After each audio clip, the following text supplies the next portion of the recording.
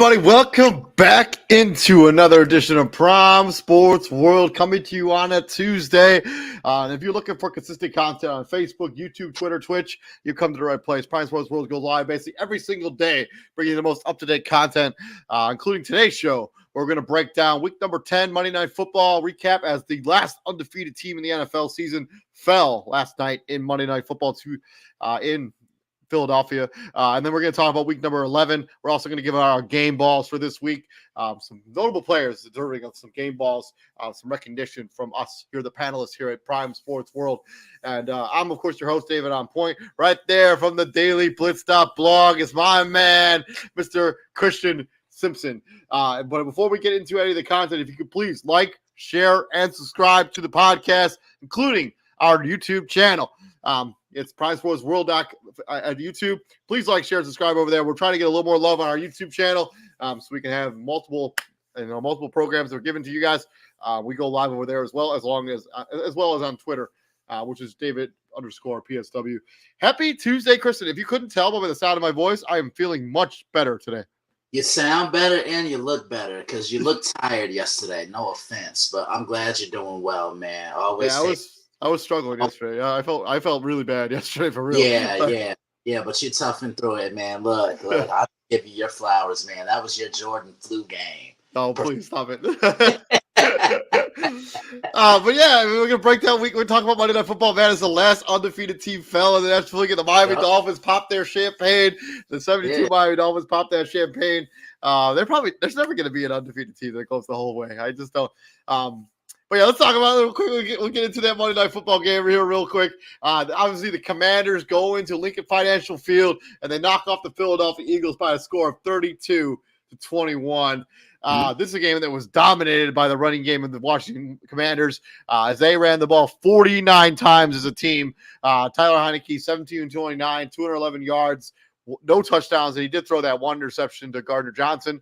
On the Commander side of this, Antonio Gibson and Brian Robinson Jr. both had rushing touchdowns. Scary Terry led the team in receiving yards, 8 catches for 128 yards. And on the Eagles side of this, an up-and-down performance from Jalen Hurts, 17-26, 175 yards, and 2 touchdowns, including that 1 pick. And Jalen Hurts had the lone rushing touchdown for the Philadelphia Eagles. And Quez Watkins had a monster catch, a 50-yard bomb that could have turned the tide of this game. Ends up fumbling it on that play, but Devontae Smith and Dallas Goedert had the receiving touchdowns. Quez Watkins 4 for 80 for Mr. Watkins. Let's just talk about the Eagles, because this is something we talked about really early in the season before they were on this undefeated streak, right?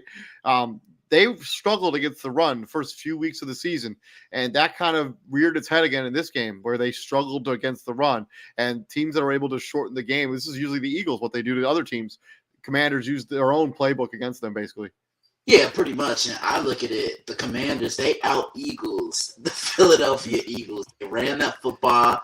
And the way I look at it, David, Philly punched in the mouth yesterday. Philly's been doing this to teams all year long, establishing themselves, running the football, balanced attack offensively. And defensively, they've been making teams one-dimensional. And I think you saw that last night with the Washington Commanders and how they did that to the Eagles offense. Because if you look at the first matchup between these two, who was the key in that game? Devontae Smith. He had the game of his life. I don't even think he was going to be found yesterday. You can make the same case for A.J. Brown as well. Well, A.J. Brown did get banged up early in this game. He never really looked like the same guy.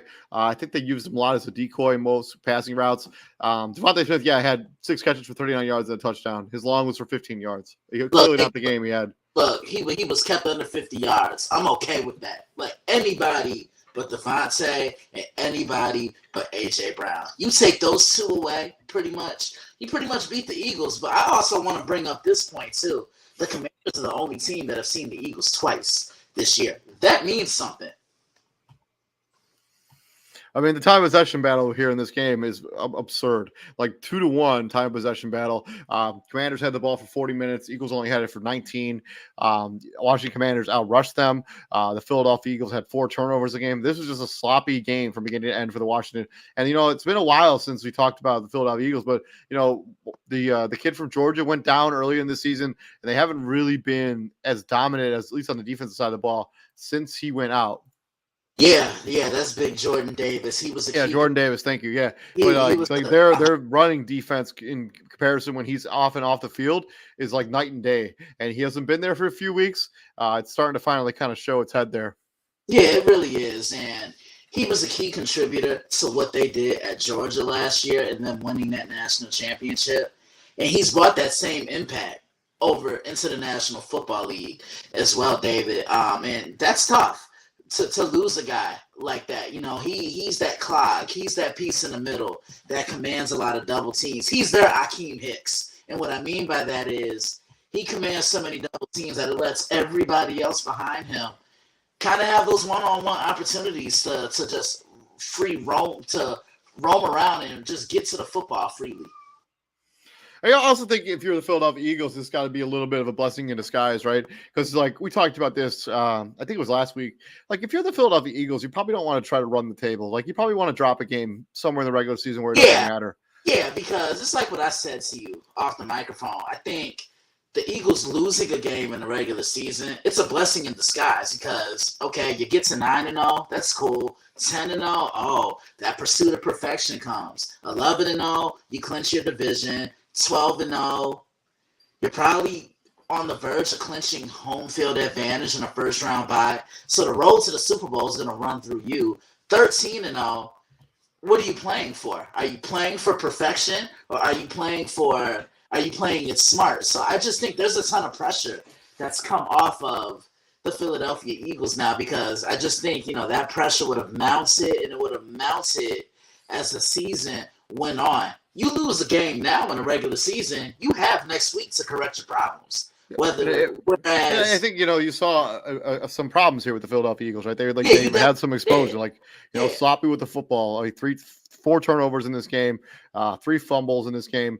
The Devontae Smith fumble I don't really count because it was like when they were trying to do the pitching, the football stuff. And the Philadelphia really had an opportunity. They had a chance to win this game. They just shot themselves in the foot every opportunity they had. They have the big pass play to Quez Watkins. He gets up to try to continue running, fumbles it. You make the 3rd down stop there at the end of the game. You get the uncovered contact call. So I mean, this is the Eagles. This is a game that you let slip away. You feel like a game. This is probably a game you should have won. Exactly. I couldn't agree anymore. I just, I look at it from this standpoint. And as I was saying, you lose a game now, you have next week and weeks after to correct the issue. Whereas you go into the playoffs undefeated, you have all off season to think about what went wrong. So I just think a massive weight was lifted off the Eagles shoulders. I mean, look at those Patriots in 2007. They're going undefeated. I mean, look, they did what they were supposed to do. They won football games. But that pressure really mounted as the playoffs came on. And after week 12, it almost seemed like that New England team was figured out. Teams were getting to Brady, keeping it off. The Giants team, the second time they saw them, they beat them in the Super Bowl. I remember telling people then, David, I said, look, if the Giants see them again, the Giants are going to beat them. And look at what happened. Yeah. So let's talk about game balls. Game balls. Hey, David, I'm pulling to you. I got this, and then I have the helmet. Oh, all right. I got the football. So, who are you giving your game ball to this week?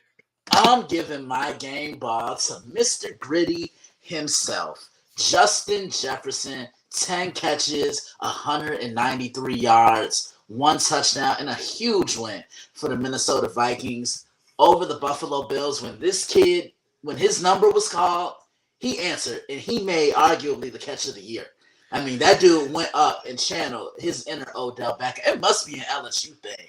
It's always them catching the ball. But look, this kid has become a superstar this year, one of the best wide receivers in the league, and they built this offense around him for a reason. Man, I made the argument yesterday that catch is probably like top 5 all time. Like I don't know, man. Okay, all right. Let's talk about it. Gronk's one-handed catch when he was with New England in 2014 was really good. Well, I mean, so we're talking about greatest catches ever. So we got to talk about the Tyreek Hill helmet catch. It's got to be in the conversation, right? Greatest catch ever. The Santonio Holmes catch at the back corner of the end zone from Ben Roethlisberger. It's got to be in that conversation. That George Pickens catch a couple of weeks ago But you just watch that catch by Justin Jefferson. Like it's just like, how does he catch that? Like, it just baffles physics. Like, the ball is just stuck to his hand and like never touched the ground. Like, it just, I don't really understand how he was able to catch it. Like, that's my honest opinion. I just don't get it. It's it's concentration. It's the ability to just focus. The ball's coming to you, and I mean, he just palmed it. I mean, to me, that was almost similar to a basketball player kind of boxing out for the rebound. Because look how he was positioned. Yeah, but like it comes, like it never hits the ground. Like the ball is just like, it's crazy. I mean, you got the catch. You know, you got the Frank Wright catch, or not the Frank Wright. The catch in is it Frank Wright? Which one? The San Francisco 49ers. You got the catch to put the white card. The white card. Thank you. Come on, man. Come on, man. Get your legends right. I was close. But yeah, I think that conversation's got to be in this conversation of top 5, 6, or top 10 for sure all time. Catch. Possibly. But yeah, it was absolutely amazing. If you didn't see it, go check that out. You will not be disappointed. 100%. For me, my game ball is going to go to Saquon Barkley. I kind of thought you were going to take this as your game ball, but Saquon Barkley, 35 carries, 152 yards, and a touchdown. That is a man's man right there. 35 carries running into the ground, running it down the Houston Texans' throat. Yeah, Saquon Barkley. Shout out to him, man. He's been everything in a bag of chips for the New York Giants this season. Yeah, when he's healthy, look, he makes a massive difference. That was Brian Daboll's whole philosophy. Build this offense around Saquon, and everything else is going to open up. And I love how they're using him. You didn't see this under Ben McAdoo. You didn't see this definitely under Joe Judge or Pat. But then again, Saquon also wasn't healthy. Being healthy also makes an immense difference. And I think it's funny that Brian Daboll comes from Buffalo, where they basically refuse to run the ball without anyone besides the quarterback. And then he's got this running back that he's featuring now there in New York. So, it's just fun. Moving on, let's close it on that chapter to week number 10. Let's open the book for week number 11. And we start on Thursday Night Football. We got the Titans and the Packers. Both these teams coming off victories. Tennessee Titans beating the Denver Broncos on Sunday. And then the Green Bay Packers coming back and beating the Dallas Cowboys and potentially saving their season. Against the Dallas Cowboys, coming back and winning that game in overtime. Green Bay 4-6, the Titans at 6-3. I think they've won 5 games in a row. So the Titans are on a little bit of a roll here. The last time these two teams played was December 27, 2020. The Packers won 40-14. Big beatdown for the Tennessee Titans. That's the game that I think it snowed during that game, and the Titans just never got it going.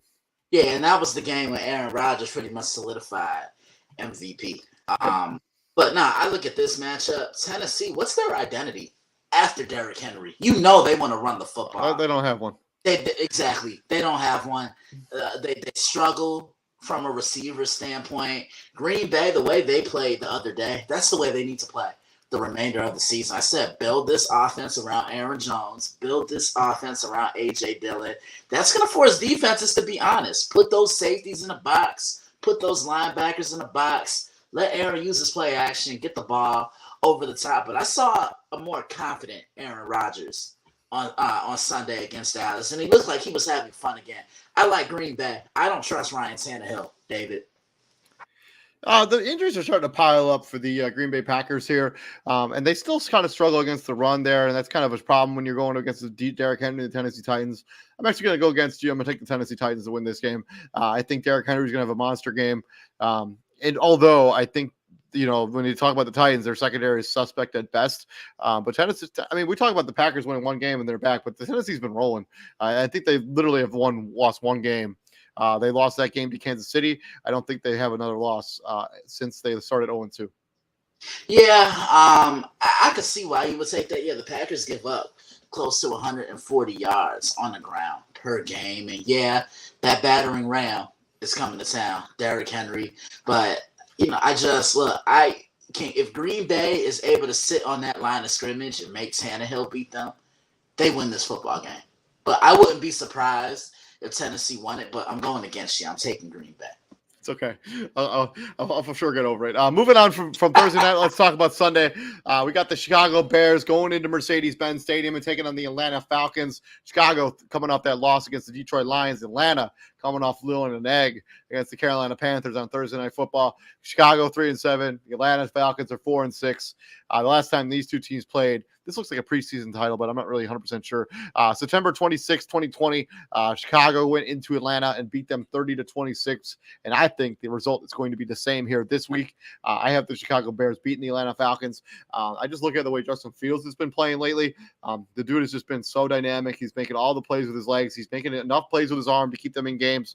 And I don't think Atlanta has the offense to put up points the way that the last 3 weeks the Bears have played all really good on offense. Their defense has stunk. I don't think the Atlanta will have the weapons on offense to really contest with the Chicago Bears offense. Give me the Bears to win this game. Going away. I'm with you. I'm taking the Chicago Bears as well. I just think Justin Fields is going to be too much of a problem and too much of a factor for the Atlanta Falcons. I think is Cole Kmet playing? Let me check his status.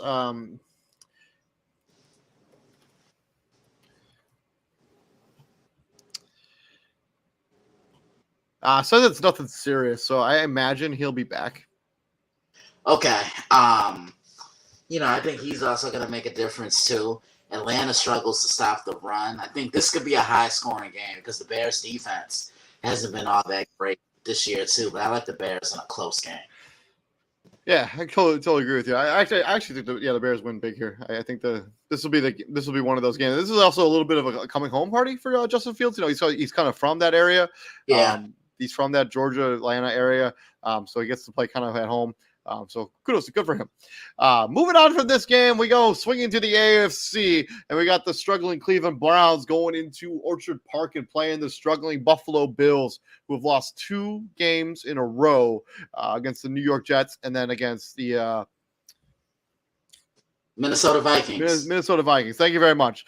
Cleveland coming off taking that L to the Miami Dolphins. Last time these two teams played was in 2019. The Cleveland Browns squeaked out the victory 19-16. This also, I think, is potentially the last game. Jacoby Brissett will be starting before Deshaun Watson comes back in 2 weeks. How do you see this one shaking out, Christian? Well, Buffalo has a complacency issue. Games aren't won in the first half. You have to play the full 60 minutes, and you have to be smart when you're doing it too. Buffalo just shot themselves in the foot and couldn't get away from that brick wall on that game on Sunday.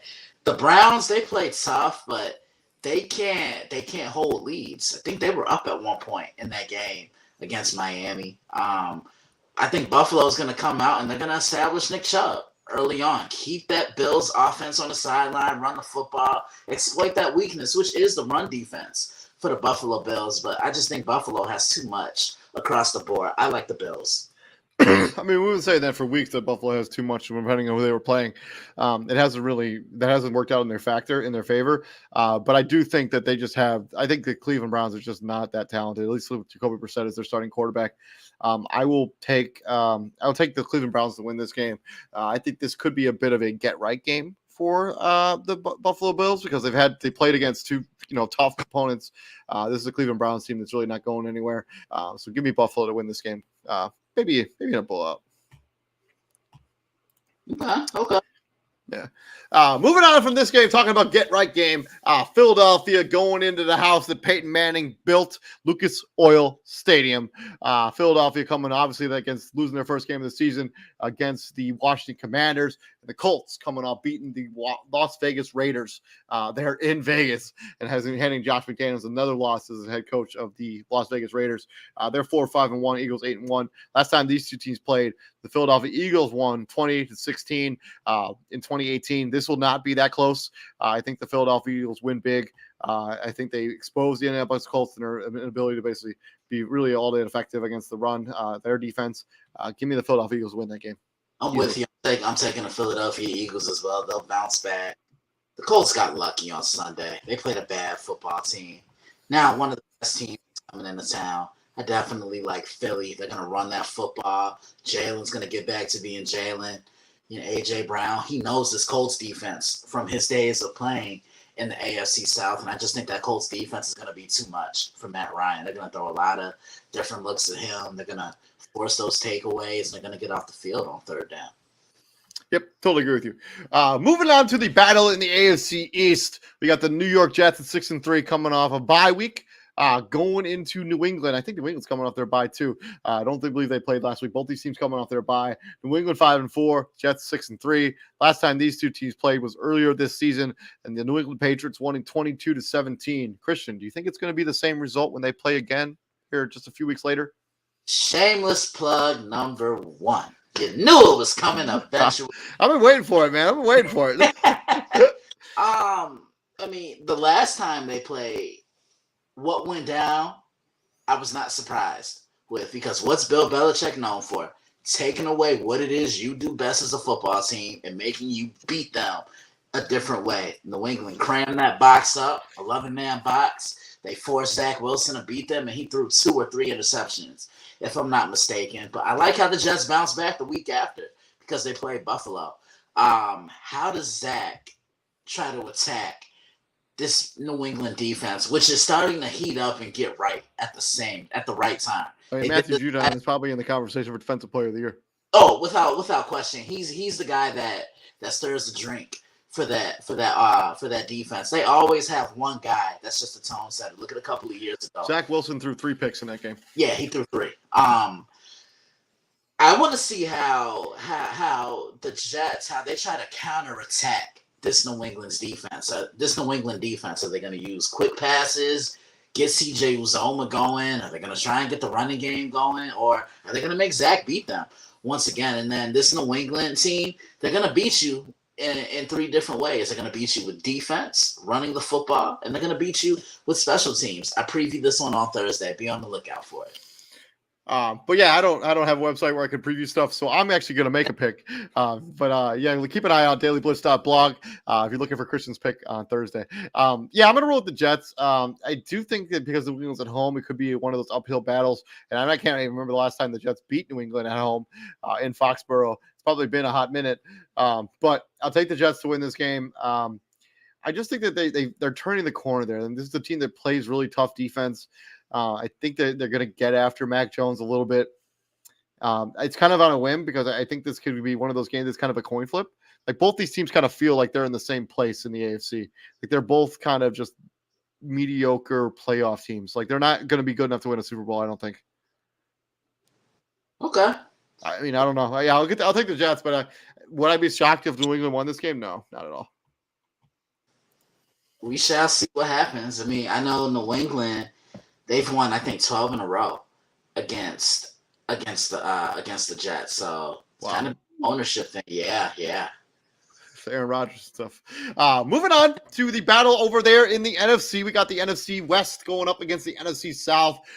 2 teams having very disappointing seasons. Both teams that I predicted to be playoff teams this season before the season started. We got the Los Angeles Rams at 3-6 coming off the loss against the Arizona Cardinals, going into the Bayou, taking on the New Orleans Saints at 3-7, coming off that loss against the Pittsburgh Steelers. Last time these 2 teams played was in 2019. The Rams won 27-9. Big win for the Rams there against the New Orleans Saints. Christian, how do you think this one's going to shake out with the Rams and the Saints, both teams having a floundering season? I don't believe Cooper Kupp will suit up for the Rams. I have no idea who the quarterback will be for the New Orleans Saints. I don't have a quarterback. I don't know who the quarterback is going to be for the Rams either. Yeah, you're not the only one who had these 2 being playoff teams. I had the Rams winning the NFC West, and I had the Saints making a wild card team. I had the Saints winning the South. Oh Lord! Oh God! We'll talk about that off the microphone. It's okay. Yeah. I like the Saints in this one. I think this is going to be a low-scoring, ugly game. Look, the Rams, they just can't get out of their own way. Their offense doesn't scare anybody. I just don't think Allen Robinson was the right guy to replace Odell Beckham. Van Jefferson, he's dropping wide open passes. The Rams can't run the football. The offensive line is struggling. And the defense is struggling as well. They really miss Von Miller while losing a lot of key pieces from that championship team last year. I like the Saints. Man, this is a game that I like. It's one of those games I know I have to make a pick, but I don't really care who wins. Yeah, I don't care. I'll take the Saints hesitantly. I do think Wolford probably going to be the starting quarterback again for the Rams. But this is something that we talked about a little bit on the show yesterday. Like the Rams puts all their chips in for one Super Bowl, and now they're paying the price for it because they gave up all their draft picks to get players in to win that Super Bowl. But they don't have depth anymore. That when they get a lot of injuries or players leaving free agency, they have no way of replacing those guys. They just can't. And they don't. When you don't have talent at reserve positions, this is what happens. You stink. Yep. Like when you for real. Like, I also think this Matthew Stafford elbow injury that was super downplayed during the offseason. I think it's been worse than I think he's probably gonna have to have surgery at some point in the offseason. And he's probably just been like, I'm gonna tough it out. But I think that injury was worse. I think there was. Maybe he shouldn't even have played the first couple of weeks and gotten right instead of trying to force his way into the play games. I don't know. It's just a thought. Very true. Because he's never really looked right at all this season, even from the jump. Nah, he hasn't. And when you think about it, there was only one guy on the Rams offense that really scared me this year, and that was Cooper Kupp.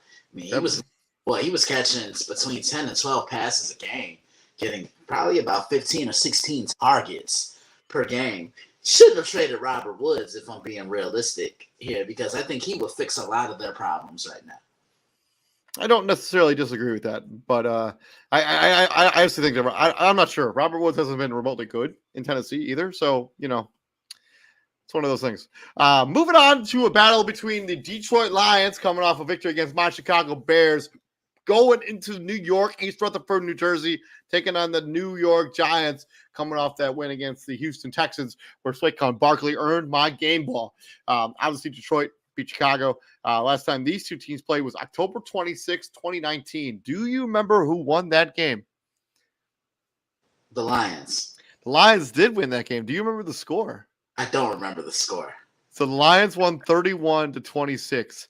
How do you think this game is going to shake out? Do you think it's going to be the history is going to repeat itself when it comes to New York and Detroit?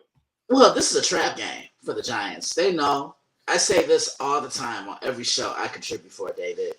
When there's a big-time opponent on the schedule the following week, teams tend to overlook who's in front of them. And that could very much be the case in the scenario here. For the Giants. I mean, they're doing everything right. They're running the football. They're moving the ball down the field. Daniel Jones is taking much better care of the ball. Brian Dable is the best thing to happen to Daniel Jones. The Lions play so hard for Dan Campbell. They'll run through a wall for him. They leave everything on the field, and that was a gritty win for them against the Bears on Sunday. I think the Giants You're picking the Giants. Sorry, I coughed. I missed the part. Nah, it's okay. Yeah, I'm taking the Giants here. Yeah, I'm also rolling with the New York Giants. I do think there's an opportunity here for a bit of a trap game. But the Detroit Lions are really not good against the run. And who do you not want to see when you stink against the run? Saquon Barkley and that offensive line. Exactly. Book nose with Andrew Thomas and Evan Neal, who've been awesome for the Giants this season. And Daniel Jones can also run a little bit. So yeah, Giants. Win that game. Moving on to the almost to the late afternoon window, we got the Carolina Panthers going into Baltimore, taking on those Ravens. Ravens 6-3, coming off of their bye week, I think. Yeah, they're coming off their bye week. Carolina coming off that beating the Atlanta Falcons there on Thursday Night Football. Baltimore 6-3, Carolina 3-7. Baker Mayfield is going to get the start for the Carolina Panthers. At least I read that somewhere. I don't know if I may have to double check that, make sure that's accurate. But Baker Mayfield expected to get the start there for the Carolina Panthers. Last time these two teams played was August 20th, 2021. That might be a preseason game. Baltimore won 20-3. And I expect a very similar result when it comes to these two teams going at it again in 2022. Give me the Ravens to win big, especially if Baker Mayfield is the quarterback for the Carolina Panthers. I'm with you. I like Baltimore in this one. I just think they have too much for Carolina. They're going to run the football. That's their bread and butter. Run the ball, get downhill, and just physically dominate your opponent in the trenches. Defensively, they've really turned the page. Because you remember, David, I would rant about their defense at the beginning of the year. They don't have the corners to play man. They have to play zone. Roquan Smith, he's everything you want in a Ravens linebacker. He just has that feel He can play on all three downs. He gets to the passer. He plays sideline to sideline. He can cover ground. He's a coverage guy as well. And I think he's going to be very beneficial to them. The Panthers might not even score a touchdown in this one.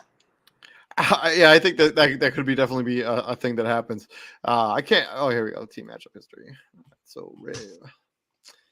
It's going to take me a second. It doesn't really matter. Moving on from this game, let's talk about the Washington Commanders, fresh off taking down the previously undefeated Philadelphia Eagles at 5-5, going into Houston into NRG Bank Stadium, taking on the Houston Texans 7-1, fresh off taking another L to the hands of the New York Football Giants. The last time these two teams played was in 2018, November 17, 2018. Do you know who won that game? Houston. It was Houston. Can you guess the score?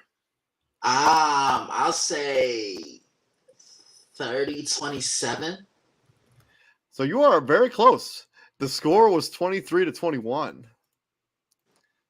I do what I can. But who do you got winning here in 2020? I like the Commanders. Hey, look, they're rolling right now. They're running the football. They're going to go in with a lot of confidence after beating Philly. But in this business, you have to turn the page and focus on who's in front of you. Like I said about the Giants a couple of games ago. Lots of Antonio Gibson. I think Terry McLaurin has a good game. And is Chase Young coming back for this one? Because he was supposed to come back yesterday. I've heard mixing reports on what if he's going to play again this season. So, either way, I like Washington. Like Houston, they're just one of those teams you can't figure out. You see what I'm saying? Like they show flashes of potential, but they can't put it all together. I don't think Davis Mills is the answer for them at quarterback. I think they need someone else. Build up this offense around Damian Pierce and just move the hell out the way. I like. I agree with you. I'm rolling with the Commanders. I do think that Tyler Six-Pan Heineke has given them a good chance to win games there. I expect he'll be the starting quarterback for the rest of the season. Yeah, even though Carson Wentz is eligible to return, I think I would continue to roll out with Tyler Heineke, and the offense seems to be really rallying around him. They just seem to play harder for Tyler Heineke than they did when the Carson Wentz was there, and they have a good thing going there. So fun facts about the last time these two teams played, right? So who do you think the starting quarterback was for the Commanders before we move on to the next game? Wow, the starting quarterback. I'm stumped here. Alex Smith. Okay, so Alex Smith was the starting quarterback. Was that when he hurt his leg? Yeah. Is that the game? No. Yeah, I think it is. If it's 2018. No, I mean maybe. If it's 2018, then yeah. Let me take a look at the box score. Well, no, because Colt McCoy. I mean, maybe. I guess maybe. Okay. Starting running back for the Commanders. Wow. I'm stumped again. No bueno. Adrian Peterson. Oh wow. Yeah, right. 2 rushing touchdowns in that game for Adrian Peterson in that game. And then this is a guy that I always felt so bad for, that he was never able to stay healthy enough to really continue his NFL career, and he had all the concussion issues. He basically was forced to retire. The leading receiver for the Washington Commanders. Do you know who it was? Stumped again. Come on, man. Jordan Reed. Jordan Reed was the starting. Tight end. Yeah, it was the leading receiver for the Commanders during this game. Man, you remember how much potential Jordan Reed had? Man, he was so talented, and then he just couldn't stay on the field, concussion after concussion. Eventually had to call it a career. Yeah, he was being compared to a bigger version of Aaron Hernandez. Yeah, Jordan Reed was had all the talent in the world, and it's unfortunate the way that the NFL sometimes gets people, because he had all of it. Right. All right, moving on. Sorry, that was a little trivia. Yeah, you didn't do well on that test, by the way, Mr. Look, he over here stump me, y'all. Moving on to the battle of the two probably most disappointing teams in the NFL so far this season. We got the Las Vegas Raiders rolling into Mile High, taking on Russell Wilson and the Denver Broncos. Denver coming off the loss against the Tennessee Titans. The Las Vegas Raiders coming off the loss against the Indianapolis Colts. Raiders 2-7. Denver 3-9. Last time these two teams obviously was earlier this season, and the Raiders won 32-23. Man, this Denver team is probably the most uninteresting team to watch in the NFL right now. They're not their offense is trash.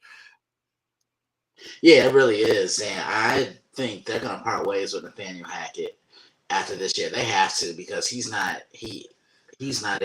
Go and get a guy like a Darren Bevel, or maybe a Joe Lombardi. Or maybe hire somebody who has head coaching experience, or that too. Or knows how to make decisions when it comes down to crunch time, as opposed to hey, let's try to kick a 55-yard field goal to win the game, as opposed to giving the football to the guy you just gave $250 million to. Yeah, exactly. Although Russell Wilson hasn't exactly proven to be worth that $250 million so far this season. So Yeah, I would say it's like a 50-50 thing with the Denver Broncos. 50% of it is Nathaniel Hackett, and the other 50% is Russell last name Wilson. I think they win this game because the Raiders just aren't a good team right now. They find ways to lose in different ways each week. Who else finds ways to lose in different ways every week? Who's that? The Broncos. They seem to find a new, more interesting way to lose a game. I'm actually going to take the Raiders to win this game. It's based on almost nothing. The Broncos are both these seasons are dumpster fires. And remember at the beginning, before the season started, we all talked about how good the AFC West was going to be this season. And look at the NFC East now. They have the best division in football right now, the NFC West or East. I said this. When the AFC West made all those moves, Kansas City trading Tyreek Hill, and the Chargers doing what they did, Denver getting Russell Wilson, the Raiders getting Devontae Adams. I remember someone asking me who was the weakest team. I didn't even hesitate. I said it's hands down the Las Vegas Raiders, because they don't play defense, and you're seeing it. How many times on this show, David, have I asked you, outside of Max Crosby, who scares me? Nobody. Chandler Jones has basically been MIA. He's been literally MIA this entire season. Yeah, they're paying him a lot of money to just be not good. Yeah, he's a shell of himself, man. Yeah, I don't know what happened to Chandler Jones this season. Moving on to another game in the late afternoon window. This time we're going to swing into the NFC. We got two teams looking to moving up in the playoff rankings. Dallas Cowboys at 6-3, fresh off losing to Green Bay, and Minnesota winning that probably the best game of the season so far against the Buffalo Bills at 8-1. Last time these two teams locked up was October 31st, 2021. Dallas won 20-16. I do not think that's the way this game is going to shake out. I think Minnesota's rolling. I think they got momentum, and I think they have Justin Jefferson, who's going to be impossible to guard. I just don't necessarily also love the secondary for Dallas. I know their front seven's really good, but the secondary can be had. I'm going to roll with Minnesota. They're just clicking, and they we're talking about games last season that they would have found a way to lose. This is the Minnesota team that knows how to win tough games. Even though they did kick kind of a gimme against Buffalo, they have no business winning that game. They still won it. But they have, they've battle tested. Minnesota's battle tested. Give me the Vikings to win this game. All right, David. This game's in Minnesota, so. All right, David. You know what's coming next. Oh, shameless plug number 2, baby. 2. There we go. I want to say this about Dallas. They should be ashamed of themselves. It seems like I'm saying that about a different team every single week, whether I'm with you or whether I'm with Izzy. But Dallas was up by 14 in that game and in cruise control against, man, they were running the football. They're a scary team. When they decide they want to establish the ground game and they want to be physical and they want to punch you in the mouth, they got away from it and thought Dak Prescott could lead you to victory. And that wasn't the case. Again, look at what happened. You blow a 14-point lead, but then again, can't put all the blame on the players. This is all a coaching thing, and this is what Mike McCarthy is notoriously known for doing, not running the football. You heard what I said yesterday on the show. If he was still coaching the Packers right now, I think Aaron Jones would be an afterthought. He might be released, if I'm being honest. Minnesota, they're playing with all the momentum in the world. I actually have some necklaces. I was gonna get that, before the game. I was gonna put them on. I wasn't gonna be shirtless though, but You're gonna do the Kirk Cousins. Man, I should have done. I got some chains. I got part of my Halloween costume I could have put on right here. Yeah, man, yeah. Man, I got the Cuban back here right now. But Minnesota, they're just playing with such confidence right now, and they're having fun. I mean, look at how they're celebrating after games like that. That's a gritty win for them last week. But how do they turn the page and focus on who's in front of them, man? We looked at this 3-game stretch, both you and I, David, about playing Buffalo in Buffalo. This is a tough 3-game stretch. You're playing Buffalo, then you play Dallas, and then you have New England next week on Thanksgiving night. I mean, if they're able to sweep all 3 of those games, I mean, Minnesota. I've always felt that Minnesota was, because when we did our predict for the Super Bowl, man, I had as my dark horse Super Bowl favorite. I think they're really good, and like they have been really good this season. Yeah, they have been really good this season, and at this point, the NFC North is theirs to lose. Barring something catastrophic would have to happen to Minnesota if they were to lose the NFC North. Yeah. And you fire everybody from the head coach to the towel boy and the hot dog vendors. Get rid of everybody. Yeah, but I mean, I just like what this Minnesota team is doing. When Dalvin Cook has it going, I think they're even scarier. I tend to agree with you on that. When Dalvin Cook's cooking, when Alexander Madison's cooking, when they got T.J. Hawkinson rolling, like this is a team that's going to be a tough out in the playoffs. Because to me, Dalvin Cook is the X factor for Minnesota. Like when he is running the football, they're a better team because of it. When he's healthy, he makes all the difference. I preview this one tomorrow. I cannot wait. Be on the lookout for it. To the final game of Sunday afternoon, Cincinnati Bengals going into Pittsburgh and taking on the Steelers. This game was supposed to be Sunday night, but because of the Steelers, they flexed it into Sunday afternoon. So, Cincinnati Bengals 5-4, fresh off their bye. Pittsburgh 3-6, fresh off beating the New Orleans Saints, doubling them up 20-10. Last time these 2 teams played was earlier this season. Pittsburgh won 23-20. That's the game that Evan McPherson missed the extra point, and then Pittsburgh ended up winning that game in overtime, if you remember that correctly. And that's also the game that nobody really wanted to win. I think Evan McPherson and Chris Boswell both missed kicks in overtime, and then Chris Boswell finally ended the game at some point in that game and we went overtime. Cincinnati, Pittsburgh. But how do you think this one's going to shake out? I don't think we'll see the same thing happen that we saw in week 1 all those weeks ago. That was a great game that day too. I like Cincinnati. The Steelers, I just don't know with them. It's been such a down year for them, and Mike Tomlin's been so great. But Cincinnati, I want to see what they do, because last time we saw them, Joe Mixon had the game of his life. And this is going to be a tough Steelers defense he's going to see.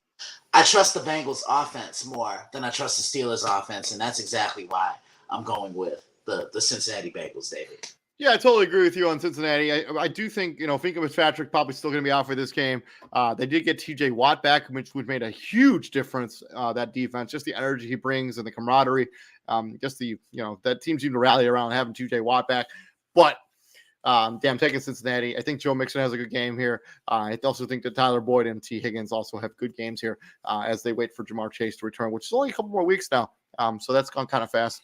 And Cincinnati, I think they'll impose their will against the Pittsburgh Steelers, especially because I think this Pittsburgh Steelers offensive line is still kind of suspect. They do have the edge rushers to make that life visible for Kenny Pickett. They do. Yeah, they really do. Trey Hendrickson and then Sam Hubbard, the kid from Ohio State. Both those guys really good. Yeah, and then don't forget the linebacker. I think he's one of the more underrated guys. Logan Wilson, baby. And Jermaine Pratt. Put some respect on Jermaine Pratt's name, too. Moving on to the Sunday night football game. This game was flexed into this position. We got the Kansas City Chiefs, fresh off beating the Jacksonville Jaguars at Arrowhead, going into SoFi Stadium and taking on the Los Angeles Chargers, who lost to San Francisco 49ers already on Sunday Night Football this previous week. Last time these two teams played was earlier this season. Kansas City squeaked out the victory 27-24. How do you see this game shaking out, Christian? All right, David, you want to say it this time, or should we say it together? We can do it together. All right, 1, 2, 3. Shameless plug number 3, baby. Number 3, Kansas City. This is the best team in the AFC right now. Buffalo has played themselves out of that position these last 2 weeks. Mahomes right now is my favorite to win league MVP. He's really shouldered the load for this football team, and I really like this addition of Kadarius Toney because he brings depth. You didn't really see that with Tyreek Hill and Travis Kelce, and as a defense, you knew one of those two was going to get the ball. It was either number 10 or number 87. Now it's number 87. It's potentially number 19, Kadarius Toney, McCole Hardman. But Izzy made a good point yesterday about Kansas City. When Kansas City runs that football with Isaiah Pacheco, they're a tough out because they're downhill, and most of the attention is on who? Patrick Mahomes and Travis Kelce. So teams don't load the box when they play the Kansas City Chiefs. The Chargers, they look good in the first half, and I don't know what happened in the second half. It seemed like they got away from what they got a lot of injuries started piling up on their defensive tackle position, and they just don't really have the depth to make up for those injuries. Yeah, so I preview this one on Friday. And that's the reason that I just kind of mentioned the Chargers injuries are just kind of pile up for this team. I don't expect Mike Williams to play. I don't expect Keenan Allen to play. I'm not sure if Gerald Everett's going to play. They're down to like their fourth string defensive tackle on each side. Bosa's not going to play in this game either. This Chargers team has been riddled with injuries from the offensive line to the defensive line to the corners to their wide receiving core. What was a promising season is starting to go down the drain for the Chargers. I think the Chiefs win this game. I think they might win it pretty easily. Okay. That's just I don't know. I think the injuries are just catching up with this team. It reminds me a lot of when like San Francisco had all of their injuries pile up for like that one season where they just couldn't escape the injury bug and they just had everybody go out all the time. And you know what? And you know what? Every time these two teams play, it's always close. Like last year when they played. I don't think this will be. You don't think so? No. I just think the injuries are too much for the Chargers to overcome against a team that is talented as the Kansas City Chiefs, especially with losing J.C. Jackson was a big loss. I mean, I know Asante Samuel, I think. Yeah, Asante Samuel Jr. has been good for them, but he's not J.C. Jackson. He's just not. Yeah, and this is why you got a guy like J.C. Jackson was for a game of this magnitude. It's tough. 100%. I hope he recovers soon and he gets back on the field next year. I mean, PCL tear, so best of luck to him. That's almost a death nail. Moving on from that game, we're going to talk about Monday Night Football. This game is in Mexico City, so this is only the NFL international program trying to get the game more across the horizon. By the way, that game in Germany was so much fun to watch. Those German fans have so much fun watching football. We Chicago, United States fans, we should be taking some notes on like how to celebrate NFL games. But yeah, San Francisco fresh off the beating the Los Angeles Chargers, the game I just referenced earlier, going into Arizona going into Mexico City, taking on the Arizona Cardinals. They're 4-6, fresh off beating the Los Angeles Rams. Christian. I like San Francisco. They have too much speed on a defense in each tier. That defensive line can set the tone. That offensive line, that linebacking core, they can get after you. The secondary is playing well. Arizona, you don't know what Cardinals team is going to show up. They're so inconsistent, and I really think they're going to part ways with Cliff Kingsbury. I think he's the next coach to get fired. I agree with you 100%. I do think he will be the next guy to get fired. And I think the San Francisco 49ers, they're getting healthy at the right time. Like, Elijah Mitchell just came back off injury. He looked really good in the first game back as off that injury, off the knee injury. Chris McCaffrey is making a noticeable impact on this offense. Deebo Samuel's healthy now, coming off their bye. Brandon Ayuk is probably their best, pure wide receiver on the team. George Kittle's getting healthy, even though he was basically invisible against that game against the Chargers. But San Francisco is my pick for this. I just don't. Arizona, I think their defense is kind of a mess. I think when your defense is a mess, last thing you want to do is see the San Francisco 49ers team that's going to run the ball down your throat constantly and keep you guessing on offense. You don't know what they're going to be doing from play to play. And not only that, man, this is a team in the 49ers I don't want to see come playoff time because they're built to go on the road, no matter the elements, and win a football game. Look at what they did in Green Bay last year.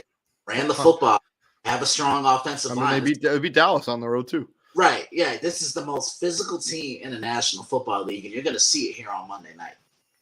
But yeah, that's been our picks for week number 11. Let us know how you think they're going to shake out. We're going to be tomorrow. We're going to be doing our Fantasy Football Weekly show, and then me and TJ are going to be doing a mid-season awards recap or revisit as we made our predictions before the season started.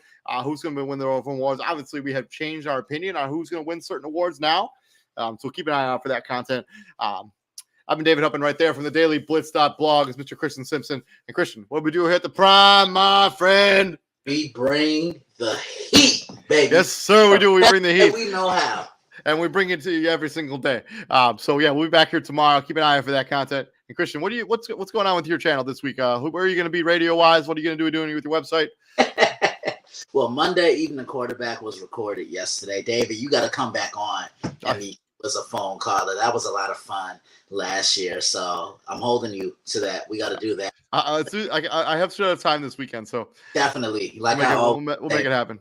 Like I always say, the doors at MEQ, they are always open, even if you've been on before. I don't care how many times. Come on back. So Monday Evening Quarterback was recorded. I knocked out the Prime with you guys yesterday, and then with you tonight, David. And it's always an honor to work with you for sure. Tomorrow, you can catch me on the Nerd Zone on the Nerdport Network with Ronnie Coomp, John Danzo, Ryan Shaw, and Christopher Lawrence. Thursday, you can catch me on Twitter. I'll actually be tweeting my live thoughts during the Titans and Packers game. This is an interesting game here because Green Bay, did they kind of find some swagger? They did save this season. And then you have that battering ram. You have two of the best players in the NFL, two of the biggest superstars in the NFL. In this, Aaron Rodgers, Derrick Henry. I remember what happened the last time they played, and it wasn't fun. And I think Tennessee's going to have that in the back of their head. So you can catch me on Twitter there. Obviously previewing the games on the website. Become a subscriber, which is the dailyblitz.blog. And Friday, you can catch me back on Prime Sports World, the network, with Israel Rivera, looking ahead to the up-and-coming week of college football. It's getting crucial because I always refer to this month for college football as Statement November, and it looks like we're in for a ride these next couple of weeks. I mean, you can make the argument like this is probably like, I don't know if you ever watch NFL Red Zone, but like they call it like the witching hour, like where wins become losses and losses become wins, right? It's like this is kind of like the witching month for college football. Like you either make the tournament, right, or you don't. Yeah, this is when everything is decided. Look, the next set of 4 for the college football playoff rankings, they're gonna be announcing. I think they're gonna say the same because all 4 won. Georgia's the best team in the country. Ohio State's gonna be at number 2, which I respectfully disagree with. Michigan at 3, TCU at 4. If anything, TCU should either be 2 or 3. They have 4 wins against top 25 ranked opponents. That has to stand for something. They just beat Texas the other day, David. And we're gonna probably talk and tease that Michigan-Ohio State game next Saturday after Thanksgiving. I just hope both teams have that 0 in the loss column because that's gonna make it even more intriguing and more interesting. But that's how you can keep up with me, and I can't wait to see you guys. Amen, my friend. You have a good night, dude, and we will see you later. It is snowing here in Fort Wayne, so stay warm and stay safe, my friend. Absolutely, my friend. Thank you. Peace out, brother.